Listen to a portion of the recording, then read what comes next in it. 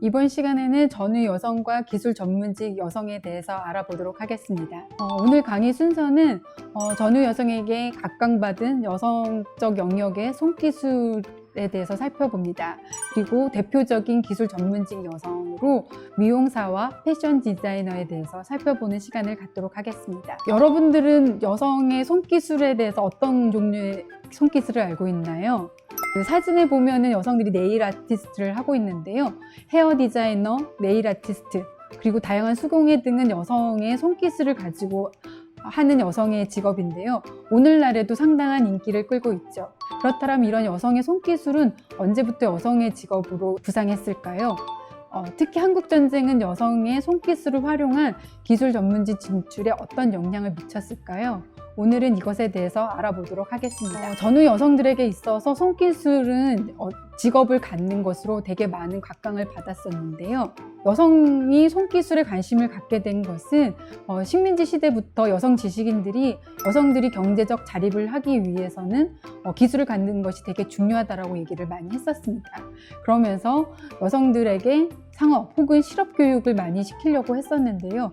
특히 한국 전쟁은 여성들이 손기술을 가지고 직업을 갖고 전문성을 발휘하는 중요한 기회를 제공하는 시기로 역할을 했었습니다. 특히 전후 사회에서 여성들은 학교에서는 물론 학원이나 기술 학교 등에서 다양한 손기술을 익히고 배울 수 있는 기회를 가졌습니다. 한국전쟁은 특히 여성들이 손기술을 습득하는 것이 매우 중요하다는 것을 인식하는 계기가 되었고요. 특히 기술 교육은 전후 사회에서 여성들에게 커다란 호응을 얻었던 시기였습니다. 손기술 덕분에 전쟁에서 생계를 유지할 수 있었던 수많은 여성들이 있었는데요. 그리고 무엇이든지 배워서 직업을 가져보려고 했던 여성들은 기술학교나 학원에 등록을 해서 기술을 배우기도 시작했습니다.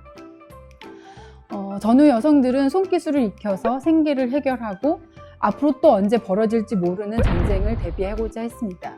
한국전쟁은 1950년대 전후 사회에서 여성들이 언제 다시 전쟁이 벌어질지 모른다라는 어떤 불안감을 많이 남겼기 때문에 어떻게 해서든지 어떠한 위험한 상황에서도 생계를 해결할 수 있기 위한 방법을 고민했었는데요. 그때 손기술이 여성들에게는 많은 관심을 갖게 했습니다. 전후 사회에서 여성 대상의 수많은 기술 학원과 학교들이 등장을 하기 시작을 했는데요.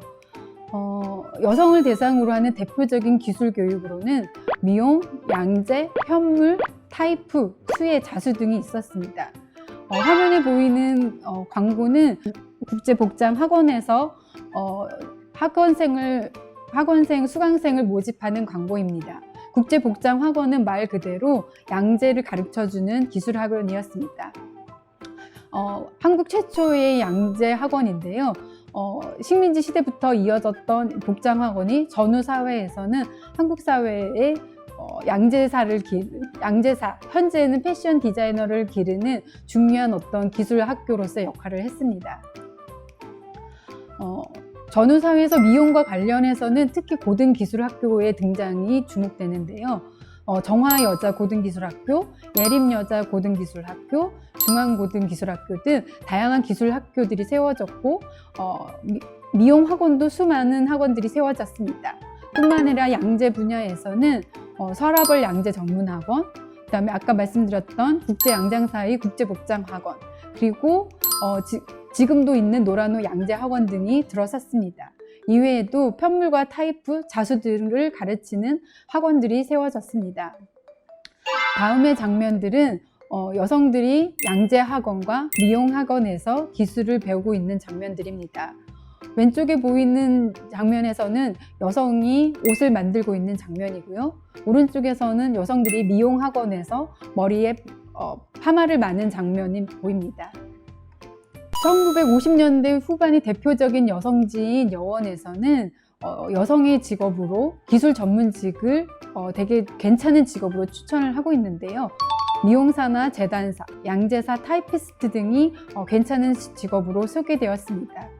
기술 교육에 대한 여성들의 어떤 관심과 당시 사회적인 담론에서는 여성의 경제적인 자립과 사회적 진출과 맞물려 있지만 여성이 가정에서 살림을 하는 아내이자 어머니로서도 가정 경제에 기여할 수 있다는 점에서 기술 교육은 여성들에게 많이 촉구되었습니다. 여성의 직업으로 부상한 손기술 전문직은 여성들에게 있어서 되게 중요한 어떤 그 전후사회의 직업이 되었는데요. 이 시기 1인 1기라는 이름으로 여성들에게 손기술을 익혀서 전문직이 되도록 하는 그런 분위기가 강력했었고, 이 기술을 바탕으로 해서 기술 전문직 여성들이 어떤 새로운 직업 여성으로 등장을 했습니다. 기술을 익힌 여성들은 어떤 취업을 했다라기보다는 어떤 자기 스스로 자기 힘으로 어떤 자영업을 하는 어떤 그런 특징을 갖고 있는데요. 양장점, 미장원, 편물점, 수혜점 등은 대표적인 여성들이 운영하는 자영업이라고 할 수 있습니다. 사실 이러한 그 여성들이 손기술을 익히는 데는 적지 않은 시간이 걸렸었는데요. 이 손기술만 익히면 여성들은 어느 정도는 생계를 유지할 수 있었다는 점에서 손기술을 배우려고 했던 여성들이 많이 있었습니다. 그러나 앞서 말했듯이 기술을 익히는 데는 시간이 걸렸기 때문에 일정한 자원이 있는 여성들이 할 수 있는 직업이기도 했습니다. 다음은 1958년 12월 동아일보에 실린 기사인데요. 여성과 기술이라는 제목의 시리즈 기사입니다. 이 기사에는 여성에게 적합한 기술직을 소개하고 있습니다. 이 기사에는 타이피스트를 대표적인 여성의 기술직으로 소개를 하고 있습니다. 1950년대는 미국의 영향으로 인해서 전후 한국 사회에서 여성의 소비 문화가 매우 활발했던 시기입니다. 이 때문에 여성지와 영화를 통해서 양품이나 이를 소비하는 풍조가 확산되었었는데요. 이러한 분위기에 어울려서 손기술을 기반으로 하는 여성의 기술 전문직이 인기를 더했습니다.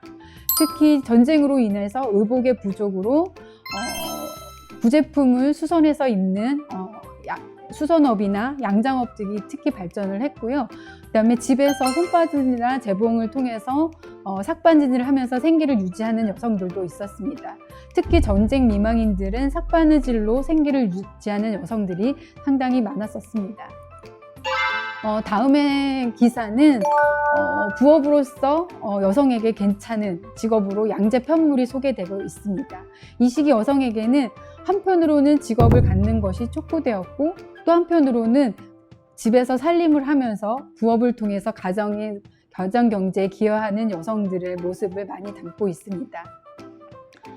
특히 많은 학원들에서는 여성들에게 강습을 통해서 기술을 익히고 그 기술을 가지고 직업을 갖거나 혹은 부업을 통해서 가족의 생계를 책임지도록 하는 이야기들이 많이 실려 있었습니다.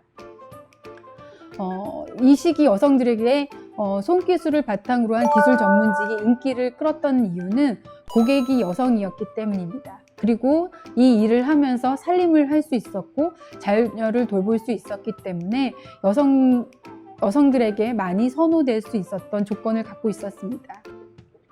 여성들은 특히 이 손기술을 활용해서 경제활동에 참여하는 것을 통해서 손기술에 대한 자부심을 갖고 있었고 일하는 여성으로서 무엇이든지 할 수 있다는 자신감을 가졌습니다.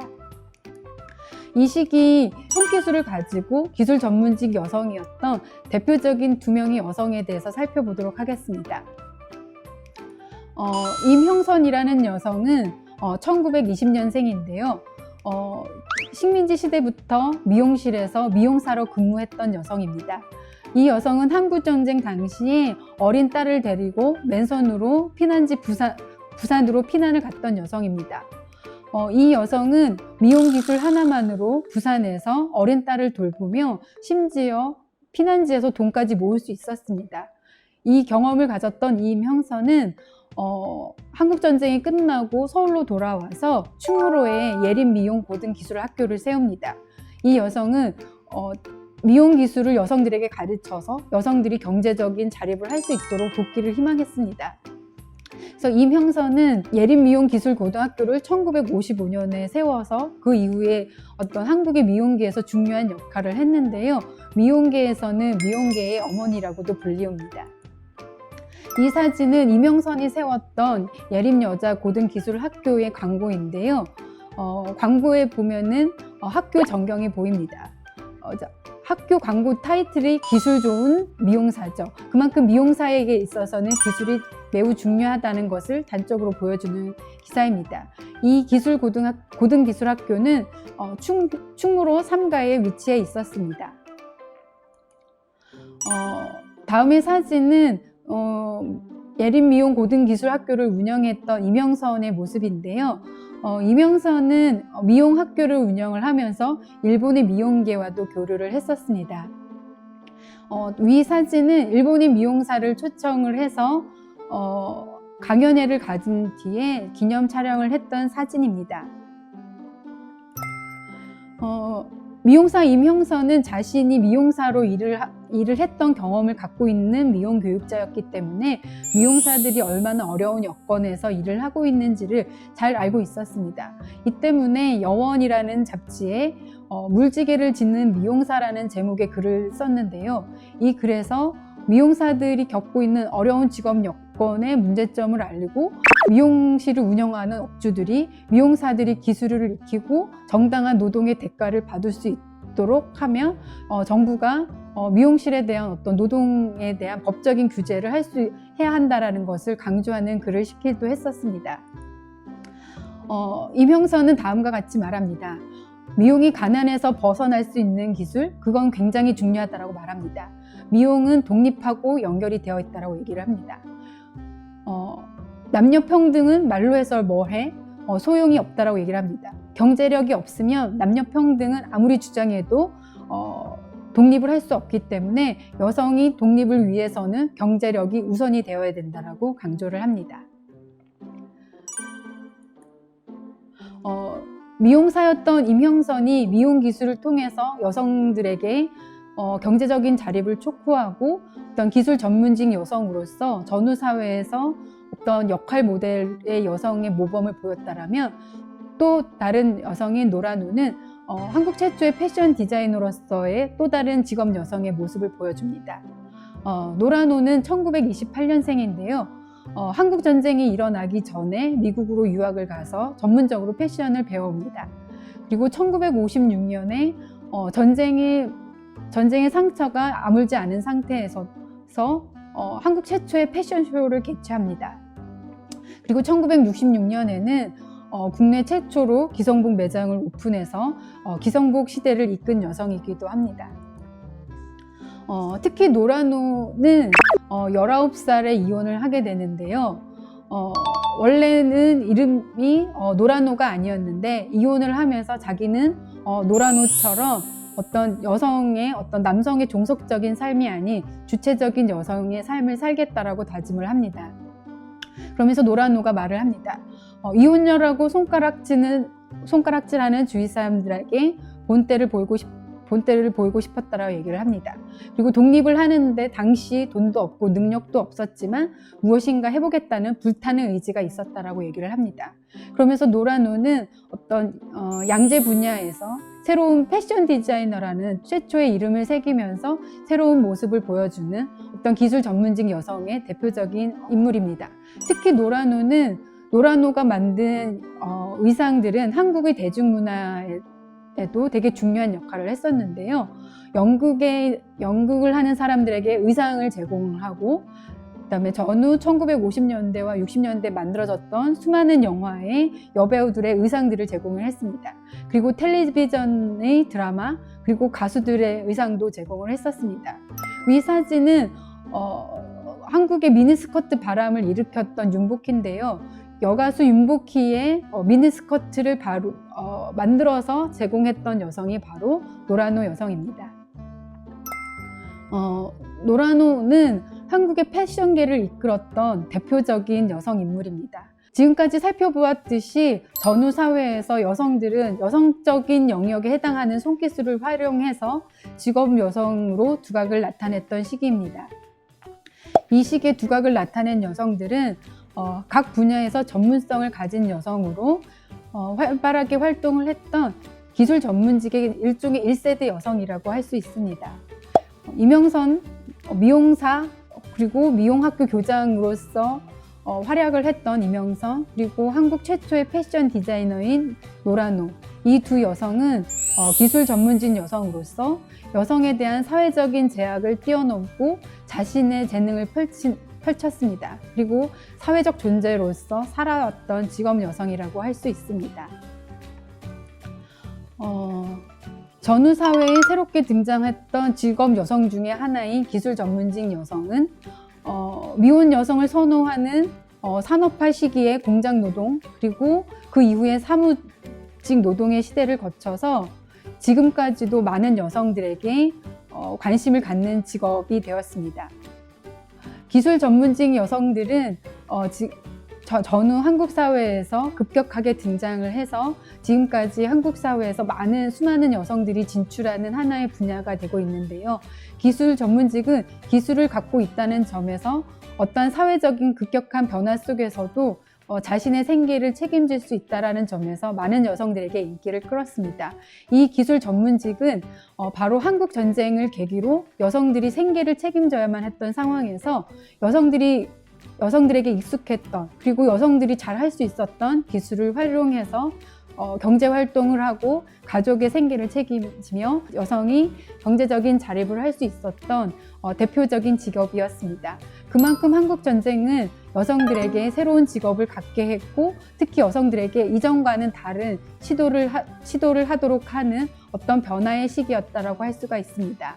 기술 전문직 여성에 대해서 살펴보았는데요. 기술 전문직 여성은 한국 전쟁과는 뗄래야 뗄 수 없는 한국 여성의 직업 여성의 대표적인 한 직업 여성이라고 할 수 있습니다. 기술 전문직 여성이 한국 사회에 등장할 수 있었던 결정적인 계기, 바로 한국 전쟁이었습니다. 여성의 경험을 통해서 한국 전쟁을 살펴보면 남성과는 다른 여성의 경험, 특히 새로운 전문직 여성이 등장하는 것을 잘 알 수가 있습니다. 오늘 강의는 이것으로 마치겠습니다. 감사합니다.